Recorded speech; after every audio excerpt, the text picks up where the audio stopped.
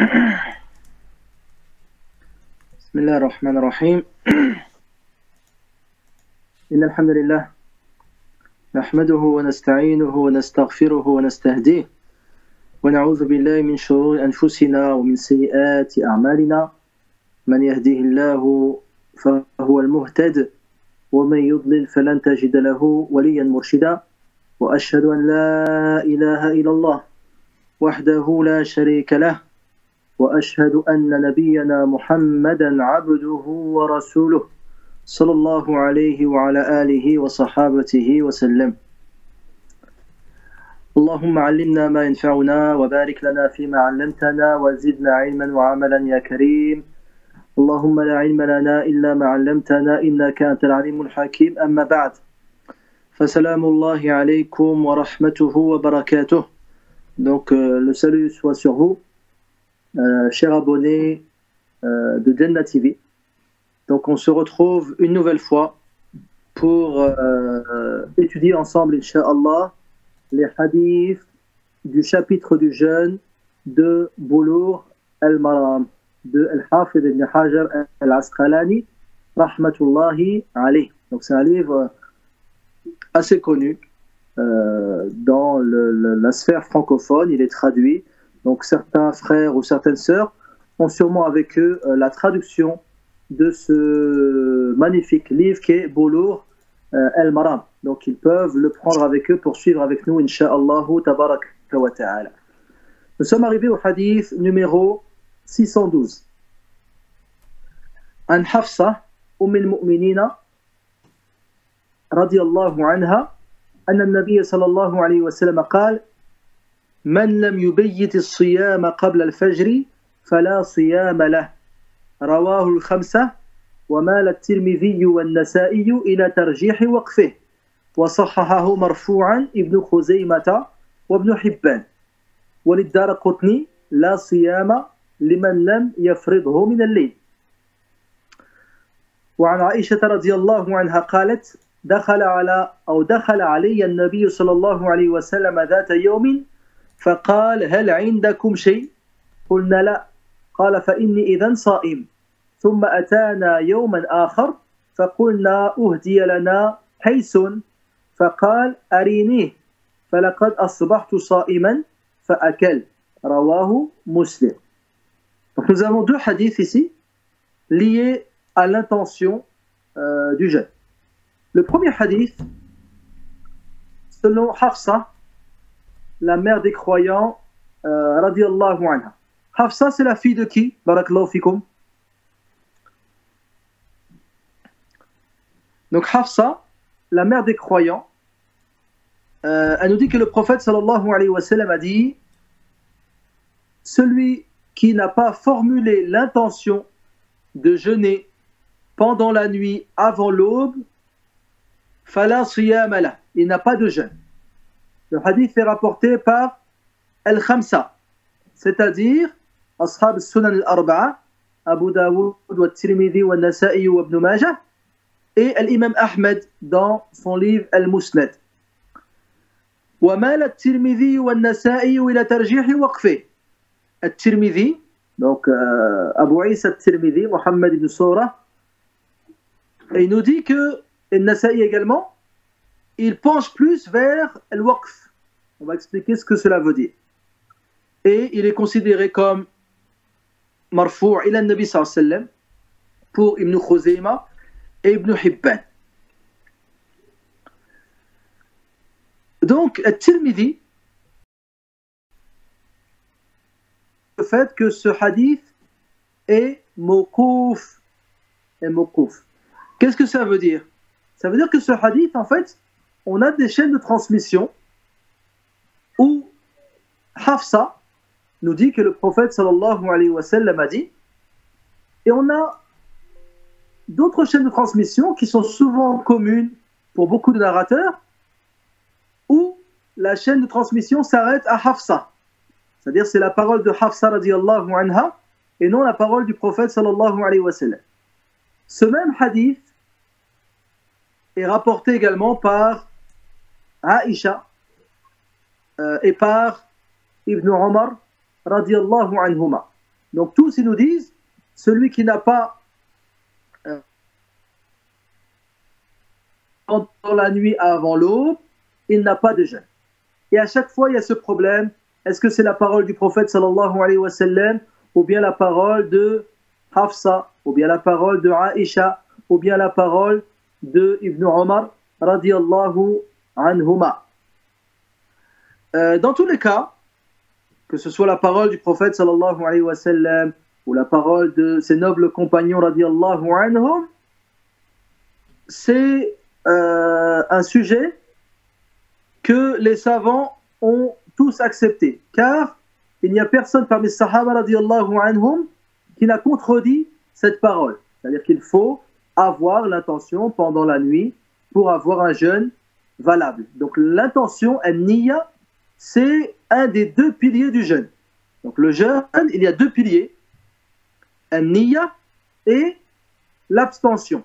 L'abstention d'avoir des rapports, l'abstention de manger, de boire, donc les rapports et tout ce qui est lié à cela, et manger et boire. Après, on citera en détail vraiment les choses qui font rompre le jeûne. Mais ce sont les deux piliers, donc l'abstention et l'intention. Donc dans ce hadith, on nous dit que l'intention doit avoir lieu pendant la nuit. Et que celui qui formulerait, donc celui qui ne formulerait pas l'intention pendant la nuit, sa prière, son jeûne, n'est pas valable. Car il a dit Man lam yubayyit as-siyama qabla al-fajr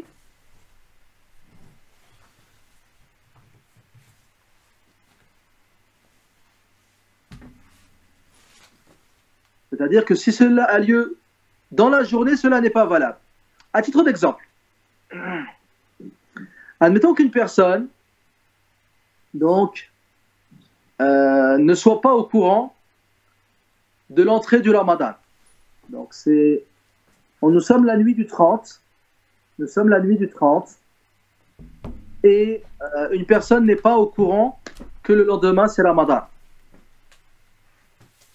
Et admettons qu'il va dormir après Salat al-Isha. Donc il faut essayer de se contextualiser dans une période passée, donc où il n'y avait pas tous ces moyens de communication. Donc une personne habite dans un endroit, donc la nuit du 30, ils n'ont pas vu la lune, d'autres ont observé ailleurs, et donc la personne a prié Salat al-Isha et est parti dormir. On n'a pas vu la lune, donc pour lui, ce n'est pas Ramadan le lendemain matin. Taïb. Ensuite, il se réveille après l'aube. Il fait Salat Sobh et dans la matinée, on l'informe que finalement, aujourd'hui c'est le premier jour du Ramadan. La lune a été vue à tel ou tel endroit. D'accord? Donc il doit jeûner. Lorsque vous voyez la lune, donc lorsque la lune a été vue, n'importe où dans le monde, les gens se doivent de jeûner. Oui. Sauf que cette personne, il a été informé après l'aube. Est-ce que son jeûne est valable? Donc il n'a rien mangé, il n'a rien bu, il n'a pas eu de rapport, donc après l'aube. Est-ce que son jeûne est valable? La réponse, non. Pourquoi son jeûne n'est pas valable? Car il n'a pas eu l'intention de jeûner le lendemain. Donc il a formulé l'intention dans la journée, dans la matinée. Donc il faut absolument que l'intention soit formulée pendant la nuit avant l'aube. Pendant la nuit avant l'aube. Autre type d'exemple. Là, on ne va pas parler d'une personne qui n'a pas eu l'intention du tout, mais une personne qui aurait une intention confuse. Pareil, une personne, donc, la nuit du 30, ils n'ont pas vu la lune. Et donc, il fait le Maghrib, et il fait l'Aïcha, et il dit, si demain c'est Ramadan, je jeûne. Donc, c'est ça son intention avant d'aller dormir. Si demain c'est Ramadan, je jeûne. Et si ce n'est pas Ramadan, je ne jeûne pas. Donc, il va dormir, il se réveille après l'aube, on lui dit, aujourd'hui c'est Ramadan. Est-ce que son jeûne est valable? Son jeûne n'est pas valable. Pourquoi? Parce que son intention n'est pas ferme. L'intention, il faut absolument qu'elle soit ferme. Tu ne peux pas avoir une intention de je jeûne ou je ne jeûne pas. Donc l'intention, c'est vraiment une intention ferme. Tu ne peux pas dire je prie telle prière ou bien une autre. Là, pareil, tu ne peux pas dire je jeûne Ramadan ou bien je ne jeûne pas Ramadan. Donc il faut que l'intention soit ferme. Donc l'intention doit avoir lieu avant l'aube. Donc elle doit avoir lieu min al-layl.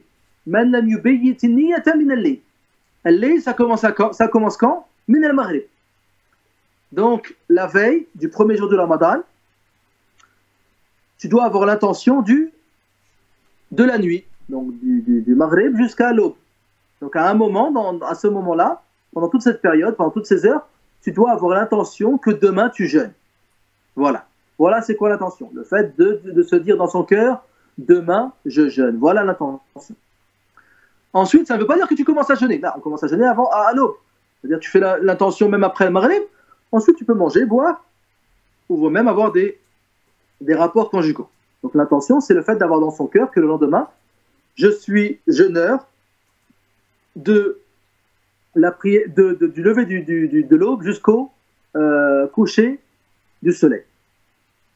Donc ça, tout jeûne obligatoire demande cette intention pendant la nuit. Par exemple, le mois de Ramadan, il faut absolument que tu aies l'intention pendant la nuit. Si par exemple tu as manqué des jours de Ramadan dernier et que tu veux rattraper ces jours-là, il faut absolument que tu aies l'intention pendant la nuit. Tu ne peux pas dire un jour tu n'as pas mangé de la journée et au moment du Zohor ou dans la matinée tu fais finalement je vais rattraper un des jours de Ramadan. Là, il faut absolument que l'intention ait lieu avant l'aube de ce jour. Pareil pour le kfara, les expiations. Par exemple, celui qui aurait rompu Ramadan, soit manger, boire, avoir des rapports conjugaux, donc il a 2 mois de jeûne d'affilée. Pareil, il faut que l'intention ait lieu avant l'aube. Celui qui aurait une expiation de al-zihar, ce qui est cité dans Surat al-Mujadala, ou bien une expiation de qatl al-khata, de l'homicide involontaire, ou bien une expiation même de l'hanf, celui qui n'aurait pas respecté son serment. Donc tous les jeûnes obligatoires, avec al-nadr également, celui qui aurait fait un vœu, tout cela demande une intention avant l'aube. Donc le prophète, sallam, ou bien ses 3 compagnons, Hafsa, Aisha et Ibn Omar, ils disent Man lam yubayyit as-siyama min al-layli fala siyama lah. Celui qui n'a pas l'intention de jeûner pendant la nuit, il n'aura pas de jeûne. Oui. Donc, la veille du premier jour de Ramadan, donc la nuit du 30, ou bien la nuit du premier Ramadan, donc si on a jeûné Ramadan, si on a terminé Sha'ban 30 jours. Donc il faut que l'on prononce cette intention. Donc une seule intention suffit pour tout le mois. Tu n'es pas obligé chaque nuit d'avoir dans ton cœur l'intention que demain tu jeûnes. La première nuit, tu sais que demain c'est Ramadan, donc tu dis je vais jeûner pour tout ce mois. C'est ça ton intention. Tu as dans ton cœur l'intention de jeûner pour tout le mois, et cela, bi'iznillah, est suffisant. Après, si tu veux reformuler cette intention chaque nuit, c'est recommandé, mais ce n'est pas une obligation. Ce n'est pas une obligation, c'est seulement recommandé. L'intention la plus importante est celle faite la nuit qui précède le premier jour du Ramadan. Donc celle-ci, elle doit absolument avoir lieu donc avant l'aube, comme on a dit par rapport au hadith qu'a cité Al-Hafid ibn Hajar, rahimahullah. Donc on a dit une seule intention suffit.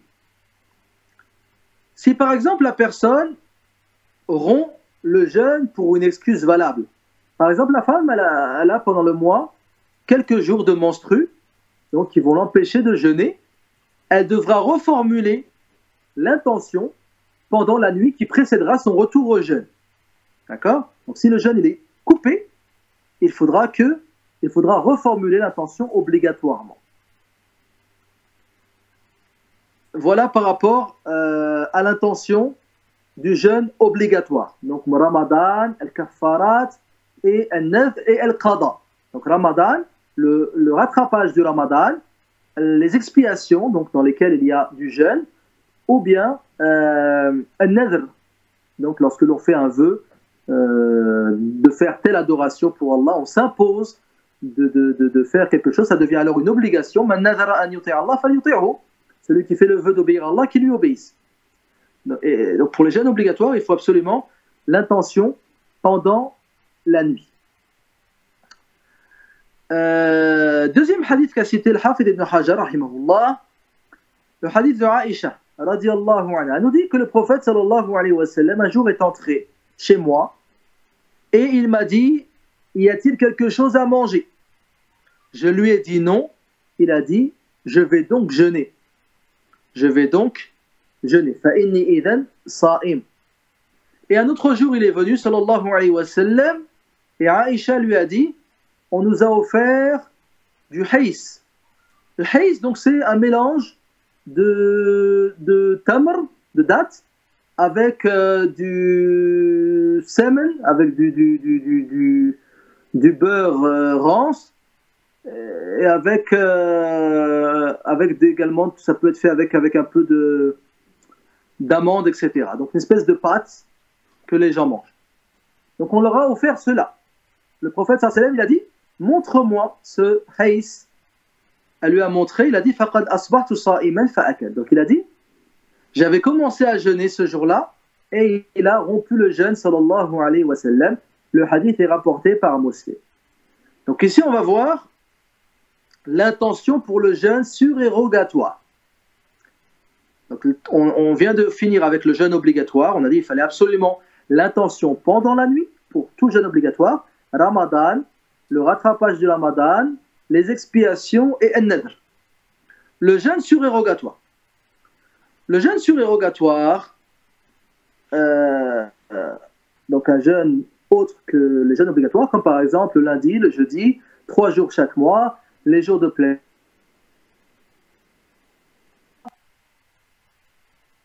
Donc, tout des jeûnes obligatoires. L'intention. Il est clair que al-akmal, le mieux est d'avoir l'intention depuis le matin. Le mieux est d'avoir l'intention depuis le matin, ou bien avant l'aube. Donc, pendant la nuit, avant l'aube. Pourquoi? Parce que ta récompense commence au moment de ton intention. Le prophète sallallahu alayhi wa sallam dit innamal a'malu binniyat. Donc une personne qui aurait formulé l'intention de jeûner toute une journée n'est pas comme celui qui, par exemple, formulerait l'intention en pleine journée pour jeûner moins d'heures. Donc al-akmal, la manière la plus parfaite est d'avoir l'intention avant l'aube pour chaque jeûne, obligatoire et surérogatoire. Donc ça, c'est la meilleure chose. Néanmoins, le hadith de Aïcha, radiyallahu anha, elle nous dit que le prophète sallam, donc il est rentré chez elle et lui a dit, oh Aïcha, y a-t-il quelque chose à manger? Lorsqu'elle lui a dit non, il a dit, je vais donc jeûner.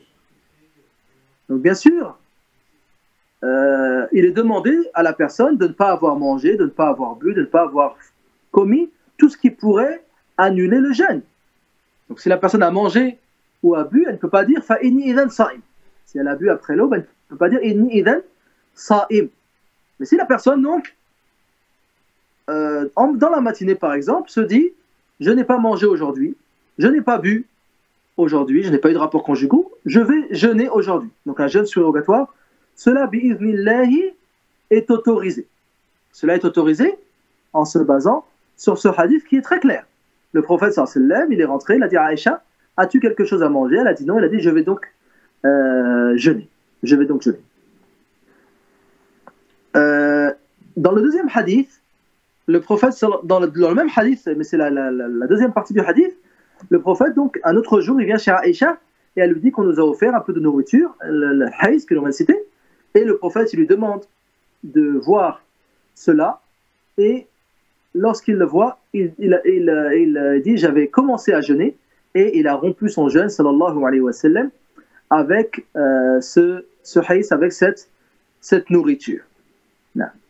Donc également, on tire de ce hadith que la personne qui a commencé un jeûne surérogatoire, donc un jeûne obligatoire, bien entendu, il est interdit, strictement interdit de le rompre. Si tu jeûnes Ramadan, tu ne peux pas rompre le jeûne dans la journée sans excuses valables. Pareil, si tu rattrapes un jour de Ramadan, pareil pour les expiations, pareil pour An-Nadhr. Mais un jeûne surérogatoire, la religion a allégé les règles.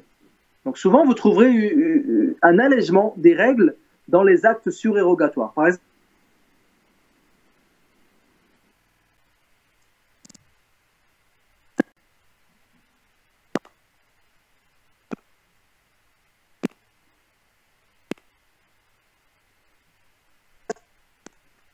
sans péché, donc même si la récompense elle est diminuée, mais tu peux le faire. Tu peux par exemple après un dhuhr, donc faire de la rak'at assis, sans aucun péché. Donc il y a parmi, je ne sais pas si vous avez pu voir, cela est très répandu chez les Pakistanais. Les Pakistanais, souvent dans les mosquées, juste après la prière, ils prient les prières surrogatoires assis. Donc cela est autorisé. Pareil, en voyage, tu peux prier les prières surrogatoires sans te mettre en direction de la Qibla. Donc sur ta monture, comme le faisait le prophète sallallahu alayhi wa sallam, il priait les prières surrogatoires sur sa monture lorsqu'il était en voyage, en direction de Médine et non en direction de la Mecque. Donc pareil ici pour le jeûne, les règles ont été un peu allégées pour le jeûne surérogatoire par rapport au jeûne obligatoire, par rapport à l'intention qui peut être formulée pendant la journée en se basant sur ce hadith, et également la personne peut rompre un jeûne surérogatoire, Inch'Allah. Elle peut rompre un jeûne surérogatoire. Donc cela pour faciliter aux gens cela.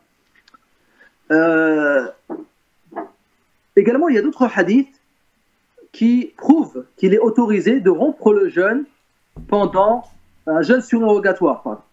Un jeûne obligatoire, il est strictement interdit de le rompre. Un jeûne surérogatoire, donc comme on a dit, l'akmel bien sûr, c'est de le terminer. La manière la plus parfaite, c'est de le terminer, mais il est bien de savoir que tu peux, Inch'Allah, le rompre si tu en as le besoin. Donc afin de ne pas rentrer dans une gêne non imposée par la religion. Donc nous avons ce hadith, le prophète sallallahu alayhi wa sallam, il a commencé à jeûner et ensuite il a rompu le jeûne. Nous avons un autre hadith, cité dans Sunan Abi Daoud. Il y avait Fatima, radiallahu anha, l'épouse du prophète, la fille du prophète sallallahu alayhi wa sallam, qui était assise à sa gauche, et Hani, la sœur de Ali, qui était assise à la droite du prophète sallallahu alayhi wa sallam. C'est alors que quelqu'un apporta de l'eau ou du lait, je ne me souviens plus du hadith, et le prophète sallallahu alayhi wa sallam a bu de cette eau ou de ce lait, et ensuite Hani but également de ce lait ou de cette eau. Et ensuite elle dit: Ya Rasulallah, inni kuntu sa'iman fa aftart. Elle a dit: Ya Rasulallah, j'étais en train de jeûner et je viens de rompre le jeûne à cause de cette gorgée d'eau, de cette gorgée de lait. Le prophète sallallahu alayhi wa sallam lui a dit: Ataqadina dhalik, vas-tu rattraper ce jour? Elle a dit là. Le prophète a dit: La yadurruki in kana tatawwu'an. Il n'y a pas de problème tant que cela est un jeûne surérogatoire. Et dans un autre hadith, le prophète sallallahu alayhi wa sallam nous dit: As-sa'imu al-mutatawwi' amiru nafsihi, in sha'a sama wa in sha'a aftar. Il nous dit: le jeûneur surérogatoire, il est maître de son âme. S'il veut terminer son jeûne, qu'il le fasse. S'il veut rompre le jeûne, qu'il le fasse. Donc cela est une facilité, walillahi alhamd, même si la meilleure chose est de terminer le jeûne, bien sûr. Également, il est rapporté dans Sahih al-Bukhari que le prophète sallallahu alayhi wa sallam, en arrivant à Médine, il avait fait un pacte de fraternité entre certains compagnons. Et parmi les compagnons entre qui il avait fait ce pacte, il y avait Salman al-Farisi et Abu Darda, radiyallahu anhu. Donc ils étaient vraiment frères, considérés comme frères. Ils étaient censés se secourir mutuellement et même hériter si l'un des deux mourait, jusqu'à ce que Allah Azza wa Jal, il abroge cela. Donc le prophète sallallahu alayhi wa sallam, il voulait vraiment lier des liens forts entre al-muhajirina wa al-ansar. Donc des vrais liens de vraie fraternité. Donc qui serait capable à notre époque de donner ses biens à son frère dans le besoin? Donc un jour, Salman, donc du fait que Abu Darda était son frère, il est parti lui rendre visite pour prendre de ses nouvelles. Et il a rencontré Darda, radiyallahu anha, donc l'épouse de Abu Darda. Et il l'a vue dans un état, un état mutabadhila, comme venait dans le hadith, c'est-à-dire d'une femme qui ne prend pas soin d'elle. Donc dans une apparence vraiment négligée. Et il lui a dit, Malaki ya Darda, que t'arrive-t-il ya Darda? Elle a dit, ton frère Abu Darda, laysat lahu hajatun fi dunya. Ton frère, il n'a aucun but dans ce bas monde, à part prier et jeûner. C'est-à-dire qu'il délaisse son épouse. Il jeûne toute la journée et la nuit, il prie, il lit le Coran al-Karim. Donc, Salman al-Farisi, radiyallahu anhu, en tant que frère, il a voulu conseiller son frère. C'est un devoir. Ad-dinu an-nasiha. La religion, c'est le conseil. Donc, en entrant chez lui, Abu Darda lui a apporté de la nourriture. Il a apporté de la nourriture à Salman. Donc, pour honorer son invité. Et Salman lui a dit, mange. Il dit, mange de la nourriture que tu viens de poser. Abu Darda lui a dit, inni sa'im, je jeûne. Salman lui a dit, Wallahi, lan akula hatta ta'kul. Wallahi, je ne mangerai pas jusqu'à que tu manges. Wallah, je ne mangerai pas jusqu'à que tu manges. Et Abu Darda a alors rompu son jeûne. Ensuite, Salman a passé la nuit chez Abu Darda. Et juste après l'Isha, Abu Darda a commencé Qiyam al-layl. Salman l'a pris, lui a dit, non, dors un peu, ensuite tu prieras. Il lui a dit, dors. En pleine nuit, il s'est réveillé pour prier, il lui a dit, dors. Et à la fin de la nuit, il lui a dit, Al-an, qum, fasallaya. Il lui a dit, maintenant tu peux te lever. Et ils ont prié tous les deux, Qiyam al-layl radiyallahu anhuma. Et Salman a ensuite dit à Abu Darda, ce conseil précieux, il lui a dit, Inna li nafsika alayka haqqa, wa inna li aynika alayka haqqa, wa inna li zawjika alayka haqqa, wa inna li zawrika alayka haqqa, fa'ati kulla haqqin haqqa. Il lui a dit, ton âme a un droit sur toi, ton œil a un droit sur toi, ta femme a un droit sur toi, ton invité a un droit sur toi, et tu dois donner à chacun son droit. Donc le problème, c'est que si tu jeûnes chaque jour, si tu pries chaque nuit, tu vas délaisser certaines de tes obligations, tu vas délaisser ton épouse, tu vas délaisser tes invités, tu vas délaisser ton corps qui a besoin de repos. Et il lui a dit, tu dois donner à chacun son droit. Donc bien sûr, sans oublier la religion d'Allah Azza wa Jal, mais en donnant à chacun le droit qu'il mérite. Et le prophète, alayhi salatu wassalam, c'est sur ça qui nous intéresse, lorsqu'il fut informé de ce qui s'était passé entre Salman et Abu Darda, il a dit Sadaqa Salman. Salman a dit vrai. Et ce qui nous intéresse surtout, c'est que Salman a incité Abu Darda à rompre son jeûne. Et le prophète, lorsqu'il fut informé de tout cela, il n'a pas blâmé cela, sallallahu alayhi wa sallam. Donc, pour le jeûne obligatoire, il faut absolument avoir l'intention pendant la nuit. Jeûne de Ramadan, le rattrapage du Ramadan, les expiations et le vœu.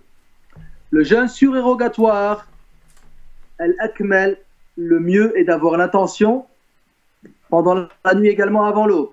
Mais si la personne, pendant la journée, n'a rien mangé ni bu, elle peut, Inch'Allah, commencer un jeûne. Et sa récompense sera en fonction du moment de son intention. C'est pour ça que tout à l'heure on a dit le plus parfait est de jeûner et d'avoir l'intention pendant la nuit. Mais si la personne, par exemple, veut profiter du fait de n'avoir rien mangé, de n'avoir rien bu pour commencer un jeûne, bi'idhnillah, il peut le faire. Également, de ce hadith, on tire qu'il est autorisé également à une personne qui aurait commencé un jeûne surérogatoire de le rompre pour un motif que lui estime être valable. Donc on a cité les hadiths, hadith de Hani, hadith Sa'im al-Mutatawwi' Amiru Nafsihi et le hadith de Salman radiyallahu anhu. Autre sujet, j'ai rompu mon jeûne surérogatoire. J'ai rompu mon jeûne surérogatoire. Dois-je le rattraper? Ou bien, cela n'est pas grave. Il est préférable de le rattraper. Donc, si tu as rompu un jeûne surérogatoire, il est surérogatoire de le rattraper. Ce n'est pas une obligation. Donc, il y a dans le Muwatta, un jour, le prophète sallallahu alayhi wa sallam est rentré chez Aïcha et Hafsa radiallahu anhuma, et elles lui ont dit: Ya Rasulallah, nous avions commencé toutes les deux à jeûner et on nous a offert de la nourriture et on a rompu le jeûne. Le prophète sallallahu alayhi wa sallam, il leur a dit de rattraper un autre jour à la place. Donc ce n'est pas une obligation. Pourquoi? Parce qu'on a un autre hadith dans Sunan al-Bayhaqi al-Kubra selon Abu Saïd al-Khudri radiyallahu anhu. Abu Saïd al-Khudri, un jour, il a invité le prophète sallallahu alayhi wa sallam et un autre groupe de compagnons. C'est lui qui a préparé la nourriture, etc. Donc le prophète alayhi salatu wa sallam est arrivé chez Abu Saïd al-Khudri radiyallahu anhu. Donc ils se sont assis. Abu Saïd a apporté la nourriture et un homme s'est écarté parce qu'il jeûnait. Et le prophète sallallahu alayhi wa sallam, il a dit: Inna akhaka qad takallafa lakum. Il a dit: votre frère, il a fait un effort pour vous. Il a fait un effort pour vous, il vous a préparé un repas. Il lui a dit: Kul wa som yawman makanahu in shi'ta. Il lui a dit: romps le jeûne et tu rattraperas un autre jour si tu veux. Donc ce qui prouve que ce n'est pas une obligation. Donc, si la personne a rompu un jeûne surérogatoire, il lui est conseillé donc de le rattraper. Donc voilà en ce qui concerne l'intention. J'espère que ça a été clair. L'intention pour le jeûne obligatoire, l'intention pour le jeûne surérogatoire. Et on a dit l'intention, c'est un pilier parmi les piliers du jeûne. Donc il y a deux piliers au jeûne: al-niyya ou al-imsak. L'intention et l'abstention. L'abstention de quoi? L'abstention de tout ce qui rompt le jeûne. Premièrement, al-jima', les rapports conjugaux. Deuxièmement, si ce n'est pas des rapports conjugaux, le fait qu'il y ait, qui fait rompre le jeûne, ikhraj al-mani, faire sortir donc le sperme, donc une éjaculation, al-mani, ou même al-mazi, le liquide pré-spermatique. C'est pour ça que Allah Azza wa Jalla, dans le hadith al-Qudsi, yada'u ta'amahu wa sharabahu wa shahwatahu min ajli. Mon serviteur, pendant le jeûne de Ramadan, il délaisse sa nourriture, sa boisson et son plaisir charnel. Donc tout ce qui est lié au plaisir charnel, comme al-jima', ikhraj al-mani, ikhraj al-mazi, tout cela fait rompre le jeûne. Donc si ça a lieu par des préliminaires, si ça a lieu par un nazar, donc le fait de regarder quelque chose qui amènerait à cela, cela fait rompre le jeûne. Ensuite on citera plus tard dans le hadith de Abu Huraira ce qui se passe lorsque al-jima' a lieu, lorsque khuruj al-mani a lieu, ou bien khuruj al-mazi a lieu. Donc ça c'est par rapport au plaisir charnel. Tout cela est interdit et fait rompre le jeûne. Donc le jima', même s'il n'y a pas eu d'éjaculation, le jima', ikhraj al-mani, cela également fait rompre le jeûne, et ikhraj al-mazi. Également, le fait de se faire vomir volontairement, également ça annule le jeûne. Si tu te fais vomir volontairement, ça annule le jeûne. On va voir également le hadith: Man dhara'ahu al-qay fala ou man ta'ammada al-qay fala siyama lah. ومن ذرع القي فليمضي. Donc celui qui se fait vomir volontairement, il devra, son jeûne sera annulé. فليقضي. Et celui qui vomit donc involontairement, qu'il continue son jeûne. Et également donc le fait que de faire arriver n'importe quel liquide à la gorge. Donc faire arriver un liquide à la gorge fait rompre le jeûne. Donc nous avons la gorge, nous avons l'estomac. Tout liquide qui atteint la gorge fait rompre le jeûne. C'est pour ça que le prophète sallallahu alayhi wa sallam, il a dit alayhi sallam, l'estinshaq pendant l'eau d'eau, donc lorsqu'on inspire de l'eau, il faut toujours faire ça fortement. On fait ça fortement, on inspire de l'eau fortement, sauf pendant le jeûne. Parce que si tu inspires fortement, l'eau va risquer d'arriver à la gorge et cela va te faire rompre le jeûne. Donc tout liquide qui atteint la gorge fait rompre le jeûne. Même si ce liquide il atteint la gorge par autre que la bouche. S'il atteint la gorge par les yeux, par les oreilles, par le cuir chevelu, ça fait rompre le jeûne. C'est pour ça que parfois tu vas mettre une goutte dans tes yeux, une goutte dans tes oreilles, tu vas mettre de l'huile sur tes cheveux et tu vas ressentir le goût de l'huile dans ta gorge. Le goût des gouttes dans ta gorge. Donc ça, il faut éviter, incha'Allah, tabaraka wa ta'ala. Ça, c'est tous les liquides. Et ensuite, tout ce qui atteint l'estomac, comme nourriture ou liquide. Ça également, ça fait rompre le jeûne. Mais ça, on en reparlera, incha'Allah. Donc ça, c'est pour parler du deuxième pilier, qui est l'abstention. Donc nous avons l'intention, niya, on en a parlé pour le jeûne obligatoire, pour le jeûne surérogatoire, et nous avons également l'imsak ou al-kafr, donc le fait de s'abstenir de tout ce qui fait rompre le jeûne. Donc on se contente de cela incha'Allah pour aujourd'hui et on se donne rendez-vous dans 2 jours pour d'autres hadiths de Kitab Siyam min Boulouri al-Maram, donc le chapitre du jeûne de Boulour al-Maram incha'Allah. Sallallahu ta'ala nufiqani wa iyyakum li kulli khair وأن يبلغنا رمضان اللهم بلغنا رمضان اللهم بلغنا رمضان اللهم بلغنا رمضان ووفقنا للقيام والصيام يا رب العالمين إيمانا واحتسابا اللهم اغفر لنا ولوالدينا ولجميع المسلمين اللهم اغفر للمسلمين والمسلمات المؤمنين والمؤمنات الأحياء منهم والأموات إنك سميع قريب مجيب الدعوات اللهم إنا نعوذ بك من البرص والجذام والجنون وسيء الأسقام اللهم اشف مرضانا ومرضى المسلمين اللهم اشف مرضانا ومرضى المسلمين يا رب العالمين ربنا آتنا في الدنيا حسنة وفي الآخرة حسنة وقنا عذاب النار وصلى الله وسلم وبارك على عبده ورسوله محمد وعلى آله وصحابته أجمعين وآخر دعوانا أن الحمد لله رب العالمين. Barakallahu fik Reda. Donc on attend les questions Inch'Allah si on a qui en ont. J'avais posé une question tout à l'heure. Qui est Hafsa? Qui est Hafsa? Je crois qu'on n'a pas eu de réponse. Hein. D'accord. On la repose. Qui est Hafsa? Taïb.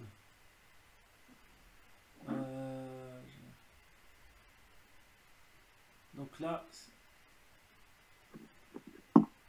il y a une personne, Hafsa, il y a une personne qui dit que c'est la fille de Abu Bakr.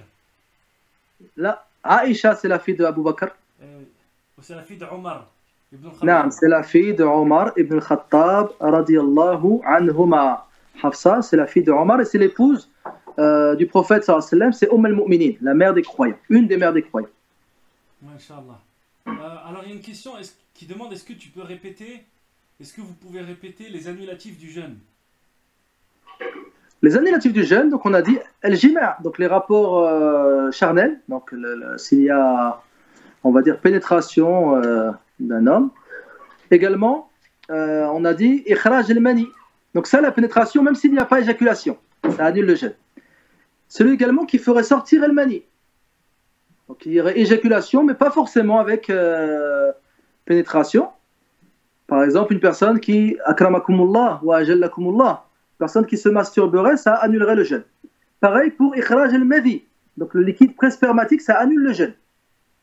Si par exemple une personne, il pense au plaisir charnel, ou bien il observe une scène qui l'amènerait à faire sortir el-madi, son jeûne également serait annulé.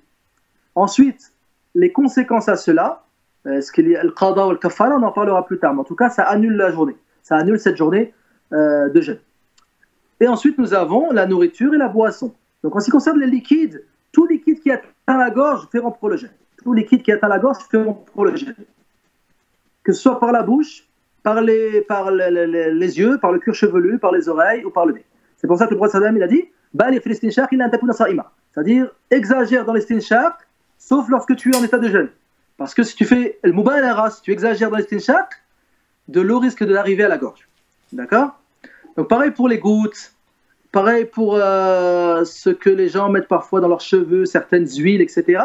Ça atteint la gorge. C'est pour ça lorsque parfois tu mets de l'huile, d'olive dans tes cheveux, tu ressens le goût dans ta gorge. Tu vas mettre des gouttes pour les yeux, tu vas ressentir le goût dans ta gorge. D'accord? Donc ça fait rompre le jeûne. Et la nourriture, quand c'est la nourriture, il faut que ça atteigne l'estomac, le maïda. D'accord. Il y a une personne qui demande pour les rapports charnels, c'est également même la nuit ou c'est que le jour? Là, on parle pendant la journée, bien sûr. Là, la nuit. Il vous est autorisé d'avoir pendant les nuits de Ramadan des rapports avec vos épouses. Elles sont un vêtement pour vous et vous êtes un vêtement pour elles. C'est que pendant la journée. Il y a une question sur l'intention aussi. Est-ce qu'il faut prononcer l'intention la veille? Est-ce qu'il faut dire quelque chose pour l'intention? Comment ça se passe? Est-ce que tu peux répéter? Il y a beaucoup de questions là-dessus. Non, il n'y a rien à dire. L'intention se passe dans le cœur. Tu as juste à avoir dans ton cœur l'intention de jeûner le lendemain. Cela est suffisant, Inch'Allah. Ok. Donc là, Samakoum, faut-il prononcer l'intention pour jeûne? C'est oui que dire. Il y a une personne qui dit « Je suis enceinte actuellement et j'aimerais savoir comment procéder à la prière en plein travail. » C'est-à-dire que pendant l'accouchement, en fait. Pas pendant la pousse, mais en plein travail. En fait, je crois que c'est différent de travail et la pousse. Je suis pas un expert en... Pendant l'accouchement? Ouais. Si ça dure longtemps. Voilà, en général, la femme,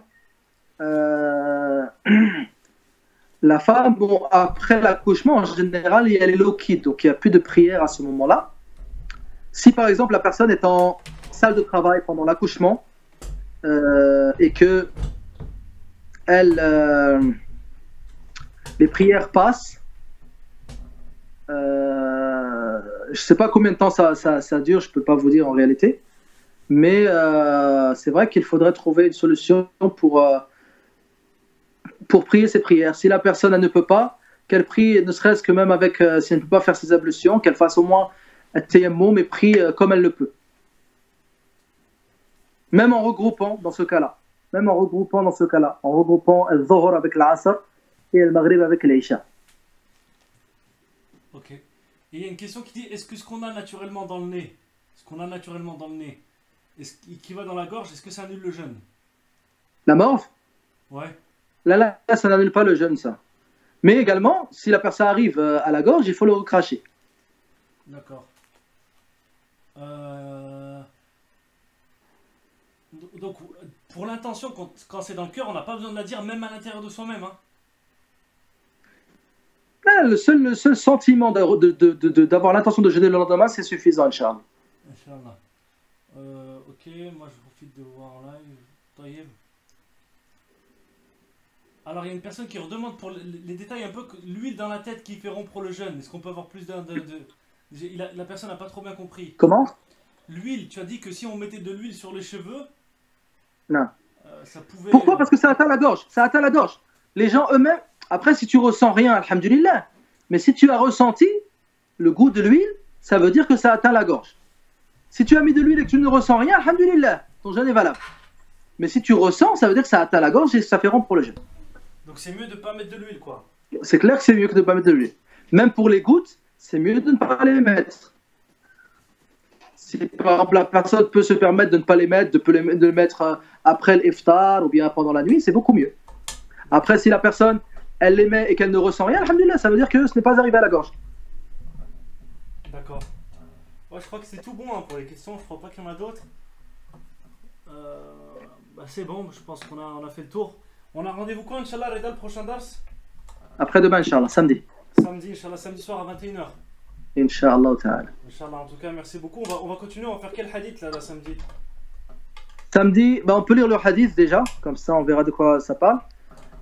عن سهل بن سعد رضي الله عنه أن رسول الله صلى الله عليه وسلم قال لا يزال الناس بخير ما عجلوا الفطر متفق عليه. Les gens ne cesseront d'être dans une bonne situation tant qu'ils rompront rapidement le jeûne. Le hadith qui suit, قال الله عز وجل أحب عبادي إلي أعجلهم فطرا. Allah Azza wa Jal dit mes serviteurs que j'aime le plus sont ceux qui rompent le plus vite le jeûne. On va voir les hadiths par rapport à la rupture du jeûne et au sahur, Inch'Allah. Inch'Allah. Barakallahu fik, en tout cas, quelle est récompense. Et à samedi, Inch'Allah ta'ala. Inch'Allah. Hayakumullah. Salam alaikum. Pour ceux qui sont encore là, Inch'Allah, on va faire le débrief sur Instagram dans quelques minutes.